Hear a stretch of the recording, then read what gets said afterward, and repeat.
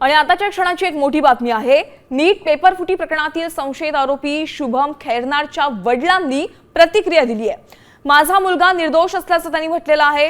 गेल्या 6 महिन्यांपासून तो नाशिकमध्ये BA-MS ची प्रॅक्टिस करतोय आणि त्याचा या प्रकरणाशी संबंध नसल्याचं त्याच्या वडिलांनी स्पष्ट केलेलं आहे। एक मोठी बातमी आपण पाहतोय। नीट पेपर फुटी संदर्भात एक मोठी अपडेट आहे। संशयित आरोपीचे वडील त्यांची प्रतिक्रिया समोर आलेली आहे।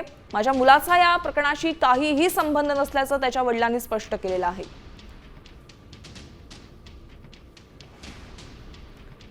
आपण पाहतोय 3 मे रोजी नीटची परीक्षा झालेली होती आणि तो पेपर आज रद्द करण्यात आलेला आहे। त्या संदर्भात ही मोठी अपडेट।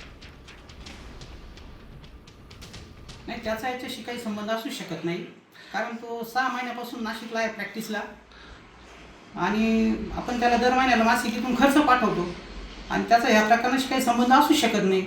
आणि जी काही चौकशी असेल ती शासनाने कायद्यानुसार ती करावी। काय जी चौकशी असेल ती चौकशी होणारच, पण त्याच्यामध्ये त्याचा काही हात नसावा तसं ते सिद्ध होईलच, पण तो त्याच्यामध्ये निर्दोष सुटणार आहे, तो निर्दोष असणार आहे।